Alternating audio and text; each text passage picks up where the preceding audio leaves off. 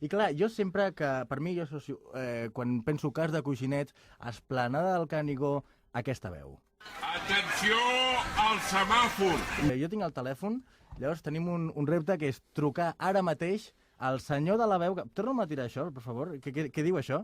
Atenció al semàfor! Que fixeu-vos que no és fàcil, perquè diu atenció, allarga la O, al semàfor. O sigui, ho tornem a escoltar un altre cop a casa vostra. Tots els corredors ara mateix Sí. se'ls està posant la pell de gallina. No, i a més, i els que no són corredors també, perquè podeu practicar, si voleu. Si tots a casa vostra podeu fer atenció al semàfor. A veure, mira.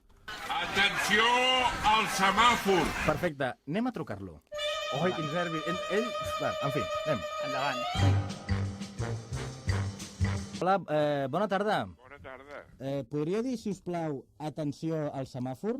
Atenció al semàfor. És ell, el mític Jaume Gelabert, la veu d'Atenció al semàfor de la cursa de cars de coixinets. Jaume, com estàs? Molt bé, gràcies a Déu. Bé, la gent et para pel carrer o et reconeix quan vas a comprar el pa? Algun xicot m'ha dit atenció al semàfor. Tu recordes la primera vegada que vas fer-ho?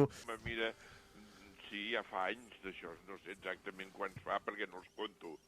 Però de fet, llavors era molt més difícil perquè teníem que apuntar quan la gent sortia amb un segon exacte i llavors els hi dèiem els de baix a quina hora havien sortit a dalt i llavors cronometraven d'aquesta manera. Mira, Jaume, nosaltres aquí a la ràdio tenim un tall dels milers d'atenció al semàfor que deus haver dit al llarg de la teva vida, que concretament és aquest.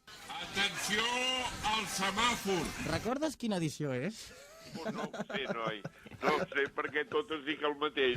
Clar. Atenció al semàfor. Sí, com s'ha de fer això? Si algú vol practicar a casa seva, com hem de dir atenció al semàfor ben dit? No, home, d'aquesta manera. Un moment, sisplau, Un moment. Ens ho dius a nosaltres? Sí, un moment. L'estan trucant. Atenció al telèfon, Seria la cosa. Bé, el Jaume, que deu ser algun corredor, que m'imagino, o algun productor que demana una veu corporativa per al seu esport, o algun reportatge, i deu anar a atendre la trucada. Jaume? Sembla que... Jaume? Atenció al semàfor! No és aquest. Bé, tenim ocupat. Sí. És una persona... Sí, diu que està a la ràdio, efectivament. És que, clar, bàsicament... Clar, imagineu que està allà... Ja estàs aquí, ja? Sí. Val, d'acord. És que era algú que volia que diguessis alguna... Sí, atenció al semàfor. Atenció al telèfon, no? Sí. Molt bé. Doncs, Jaume, et passo aquí m'acompanyen el Just Fosalva i el Jonas Bassó, que ja porten molts anys també a l'organització dels cars, que imagino que voldreu intercanviar algunes, opinions, no? Alguna cosa li direm. Tu, Jaume, amb tota confiança, jo et pregunto una cosa. Ets conscient de les tensions que despertes, del nerviosisme que crees en els corredors quan dius aquesta típica frase? Però és veritat que tots es miren al semàfor, Sí, però... la manera de que tots mirin el semàfor. Clar, però això és com allò de l'experiment dels gossos de Pavlov, no? Que clar, només escoltar aquesta veu ja et poses nerviós, no? Exacte. No, home, no, tampoc és una veu tètrica. No diem per la veu, diem per la situació, perquè clar, tu imagina't, no?, el corredor que està allà a punt de sortir i ja saber que dir atenció al semàfor és un moment que imminentment el semàfor es posarà en verd, per tant... És que allò es converteix en Indianàpolis. Exacte. Tothom està pendent que tothom vol fardar que han fet bon temps, saps? Sí. Perquè que si no queden eliminats. Clar, està bé. I alguna vegada, perdó, recordes alguna anècdota? Sí, jo recordo una anècdota amb el Jaume, precisament, que quan jo i el Jonas ens tiràvem, érem petits, devien tenir 12 o 13 anys, el Jaume ja va dir atenció al semàfor, no? Llavors aquests segons entre que es posa... ell diu atenció al semàfor i el semàfor es posa verd, ja es fan eterns. Però vas tardar molt, en que el semàfor es posa verd, i abans de posar-se verd dius, no, espereu, que hi ha hagut un accident. Sí, perquè moltes vegades t'avisen per l'interfono que hi ha interior, t'avisen, cuidado, no tireu cars, que per exemple un s'ha estavellat contra les bales de palla, i llavors, esclar, les valles queden totes, ara no, que estan ben cobertes amb el plàstic, però abans era bales de palla directa. Però clar, Jaume, aquell moment, aquells segons que es suspenen i s'allarguen com un xiclet, els corredors ho passen malament. No ho passen malament, el que passa que n'hi ha de vius, que compten inclús el temps que estàs per tornar a dir, vam, m'entens, per tocar la bocina. No t'entenc jo, Sí. A veure... O sigui, tu dius, atenció al semàfor, i llavors diuen, triga un parell de segons el temps de comptar jo 3.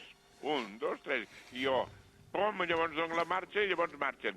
I això s'ho comptaven els... I jo per això moltes vegades retraso una mica perquè llavors es quedin fumuts. Sí, però a veure, Jaume, m'estàs dient, ens estàs dient al programa especial que estem fent avui de Cars que tu a vegades no fas sempre el mateix per despistar els participants? No per despistar, perquè n'hi han de vius que llavors es passen.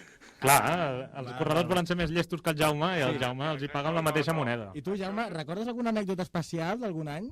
Sí.